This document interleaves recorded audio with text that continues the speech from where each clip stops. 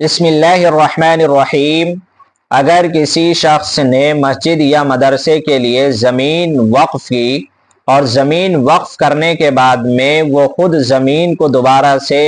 حاصل کرنا یعنی لینا چاہ رہا ہے یا اس وقف کرنے والے کی اولادیں لینا چاہ رہی ہیں، تو کیا اس کے لیے یا اس کے اولادوں کے لیے زمین کا لینا یعنی وقف کی ہوئی زمین کا لینا صحیح ہے یا نہیں؟ تو اس سلسلے میں جواب یہ ہے کہ اگر انسان نے زمین کو مسجد یا مدرسے کے نام پر وقف کر دی ہے تو وہ زمین انسان کی ملکیت سے نکل کر کے اللہ کی ملکیت میں داخل ہو گئی ہے، اللہ تبارک و تعالیٰ کی ملکیت کی زمین ہے۔ اب اس کو دوبارہ سے نہ خود وقف کرنے والا شخص لے سکتا ہے نہ اس کی اولادیں لے سکتی ہیں، کیونکہ اب ان کی ملکیت اس زمین کے اندر باقی نہیں ہے، ملکیت اللہ تبارک و تعالیٰ کی ہے۔ ہاں، اگر کوئی شخص زمین وقف کرتے وقت یہ شرط لگاتا ہے کہ میں نے مسجد کے لیے زمین وقف کی ہے، میں اس کا متولی رہوں گا، تو اس کے لیے اس طریقے سے شرط لگانا یا کہنا صحیح ہے، لیکن یہ بھی دیکھا جائے گا شرعی اعتبار سے کہ متولی کے لیے جو شرائط ہیں، متولی بننے کے لیے جو شرطیں ہیں، وہ اس انسان کے اندر موجود ہیں یا نہیں ہے۔ اگر شرائط موجود ہیں جیسے کہ نیک آدمی کا ہونا اور بڑے گناہوں سے بچنے والا ہونا، امانت دار انسان ہونا، خیانت کرنے والا نہیں ہونا چاہیے، اسی طریقے سے مسجد کے جو امور ہے اور مسجد کے جو انتظامی امور ہے اس کو صحیح طریقے سے دیکھنے والا، لے کر کے چلنے والا ہونا چاہیے۔ اگر یہ شرطیں اس کے اندر موجود ہیں تو پھر وہ متولی بن سکتا ہے، خود جو اس نے زمین دی ہے اس میں مسجد بنا کر کے۔ لیکن اگر وہ شخص متولی بننے کے قابل نہیں ہے، یعنی متولی کے جو شرائط ہیں وہ موجود نہیں ہیں، تو پھر اس کو متولی نہیں بنایا جائے گا، اگرچہ اس نے زمین ہی کیوں نہ وقف کی ہو، کیونکہ اس کے اندر متولی بننے کی جو شرائط ہیں وہ نہیں موجود ہیں۔ اب اگر پھر بھی اس کے ہاتھ میں مسجد کی ذمہ داری دی جائے گی تو مسجد کے حقوق کو وہ صحیح طریقے سے ادا نہیں کر سکتا ہے، انتظامی امور کو صحیح طریقے سے مکمل طور سے پورا نہیں کر سکتا ہے وہ۔ اسی لیے جو شخص متولی بننے کے قابل ہے، جس کے اندر شرائط موجود ہیں، نیک صالح ہے، گناہوں سے بچتا بھی ہے، امانت دار بھی ہے، انتظامی امور کو مسجد کو صحیح طریقے سے لے کر کے چلنے والا ہے، مسجد کا مال یا مسجد کا سامان صحیح راستے میں خرچ کرنے والا ہے جو مسجد کے مفاد میں ہو، تو پھر ایسے شخص کو مسجد کا متولی اور ذمہ دار بنایا جائے گا۔ اچھا، اگر کسی نے زمین تو وقف نہیں کی مسجد کے لیے، لیکن اس نے زمین کے اوپر مسجد بنا دی اور اس کے اندر باضابطہ نماز بھی ہوتی ہے، تو یہ مسجد اسی کی مانی جائے گی، زمین اسی کی مانی جائے گی، کیونکہ اس نے اپنی ملکیت سے زمین کو نہیں نکالا ہے، تو اس زمین کے اندر وہ عمل دخل کر سکتا ہے۔ لیکن یہ جو مسجد رہے گی جو اس نے اپنی ذاتی زمین پر بنائی ہے بغیر وقف کیے ہوئے، وہ مسجد شرعی نہیں رہے گی، بلکہ مصلی، ایک عبادت گاہ، غیر مسجد شرعی رہے گی وہ مسجد۔ اچھا، بعض مرتبہ ایسا ہوتا ہے کہ مسجد تو پہلے سے بنی ہوئی ہے، باقاعدہ اس کے اندر 5 وقتہ نمازیں اور جمعہ کی نماز بھی ہوتی ہے، لیکن اس مسجد کے لیے کچھ زمین کی ضرورت ہوتی ہے، جیسے کہ زمین مسجد کے لیے راستہ بنانے کے لیے، یا مسجد کے لیے لیٹرنگ وغیرہ بنانے کے لیے، وضو خانہ بنانے کے لیے، ایسی کچھ چیزیں جو رہتی ہیں اس کو بنانے کے لیے ضرورت رہتی ہے زمین کی۔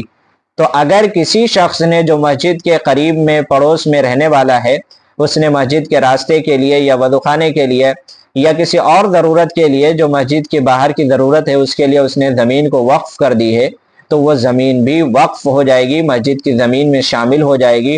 وقف کرنے کے بعد میں دوبارہ سے وہ شخص نہیں کہہ سکتا ہے یہ میری زمین ہے، میں نے راستے کے لیے دیا تھا، آپ مجھے واپس کر دیجئے، وہ متولی سے یا مسجد کے کمیٹی سے بالکل نہیں کہہ سکتا ہے، کیونکہ وہ زمین اس کی ملکیت سے نکل کر اللہ کی ملکیت میں داخل ہو گئی ہے۔ اب اس کو کوئی حق نہیں ہے کہ اس زمین کے اندر وہ تصرف کرے یا کسی بھی طریقے کا عمل دخل کرے۔ ہاں، جو متولی موجود ہے، چلا رہا ہے مسجد کو، وہ اس کے اندر عمل دخل کر سکتا ہے، کیونکہ اسی کو وہ ذمہ داری سونپی گئی ہے کہ کون سی چیز کو کیسے کرنا ہے، کون سی چیز کو کیسے چلانا ہے۔ ہاں، بعض مرتبہ ایسا ہوتا ہے کہ मस्जिद के लिए रास्ते की ज़रूरत होती है या मस्जिद के लिए कोई दरवाज़ा वगैरह निकालने की खोलने की ज़रूरत होती है, लेकिन वहाँ पर ज़मीन मौजूद नहीं होती है, तो मस्जिद के कमेटी के लोग या मुतवल्ली हजरात मस्जिद के नाम पर वहाँ से रास्ता निकाल लेते हैं। लेकिन जिनकी ज़मीन है वो लोग मस्जिद का रास्ता है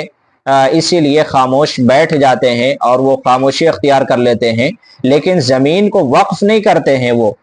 अल्लाह के लिए वक्फ नहीं करते, मस्जिद के लिए वक्फ नहीं करते हैं वो, लेकिन वो सिर्फ इसलिए खामोश बैठ गए कि मस्जिद के ज़िम्मेदार या मस्जिद के जो मुतवल्ली हजरात है उन्होंने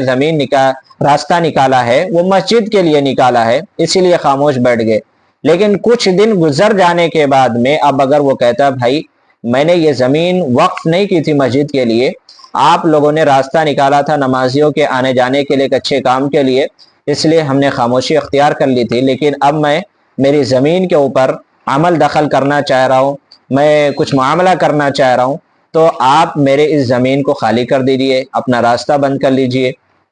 इस तरीक़े का मामला इख्तियार करता है वो शख्स, तो बिल्कुल उसने अपनी मिल्कियत से ज़मीन को खारिज नहीं किया था, ज़मीन को वक्फ नहीं किया था, तो वो ज़मीन उसी की रहेगी, वो अपनी उस ज़मीन के अंदर अमल दखल कर सकता है। अब यहाँ पर मुतवल्ली हजरात इसी तरीके से जो मस्जिद की कमेटी के लोग हैं वो ये नहीं कह सकते नहीं अब मस्जिद का रास्ता खुल गया इसको बंद नहीं कर सकते। हाँ, अगर उसने वक्फ किया होता, वो ज़मीन वक्फ शुदा होती, मस्जिद की ज़मीन होती, तो आपको बिल्कुल हक था बोलने का, लेकिन वो ज़मीन उसकी मिल्कियत की है तो वो अपनी उस ज़मीन के अंदर अमल दखल कर सकता है, उसको बिल्कुल इख्तियार है। लेकिन हाँ, इस तरह के जो लोग होते हैं जिन्होंने ज़मीन दे दी या खामोशी अख्तियार कर ली, अपनी मिल्कियत से ज़मीन को नहीं निकाली और मस्जिद के लिए वो ज़मीन इस्तेमाल हो रही लोगों के आने जाने के लिए, तो चाहिए कि वो ज़मीन वक्फ ही कर दे, जो ज़्यादा बेहतर है, वरना आप एक की वजह से कई मुसल्लियाने किराम को तकलीफ़ होगी कि जिनका रास्ता बंद हो जाएगा, हो सकता है फिर दूसरे रास्ते से आने के लिए उनको बड़ी परेशानी हो और बहुत सारी मशक्क़त हो। तो इसीलिए आपको इस बारे में सोचना चाहिए कि उस रास्ते को या उस ज़मीन को वक्फ कर दे अल्लाह के लिए, तो ज़्यादा बेहतर है। अच्छा, बाद मर तो इस मसले को लेकर के थोड़ा सा मसला और बढ़ जाता है कि मुतवल्ली हजरात कहते हैं आपने वक्फ कर दी है वो ज़मीन, सामने वाला कह रहा नहीं मैंने वक्फ नहीं किया है, तो भाई आप दावा कर रहे हैं, यानी जो मुतवल्ली हजरात हैं या जो मस्जिद के कमेटी के लोग हैं, आप दावा कर रहे हैं, तो आपके पास जो भी सबूत है कि सामने वाले ने ज़मीन वक्फ कर दी है, आपके पास कोई लिखी हुई चीज़ मौजूद है कागज़ के ऊपर, कोई शहादत है, कोई सबूत है या कोई रिकॉर्डिंग मौजूद है, या जिन लोगों के सामने ज़मीन वक्फ की गई है वो लोग मौजूद हैं, तो आप उनके ज़रिए से गवाही पेश करके आप बात को और मजबूत कर सकते हैं। लेकिन अगर आपके पास कुछ भी नहीं है, आप सिर्फ ये कह रहे नहीं आपने ज़मीन वक्फ कर दी है, सामने वाला इनकार कर रहा नहीं मैंने वक्फ नहीं की है, तो फिर ऐसी सूरत में बात तो उसी की मानी जाएगी, क्योंकि वो इनकार कर रहा है और वो ये बात कहता है अल्लाह को हाजिर नाजिर रख करके भाई मैंने ज़मीन वक्फ नहीं की है,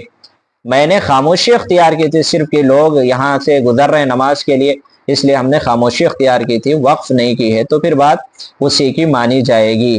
तो ये था मसला ज़मीन को वक्फ करने के लिए, चाहे वो मस्जिद के लिए हो या मस्जिद के रास्ते के लिए हो या मस्जिद के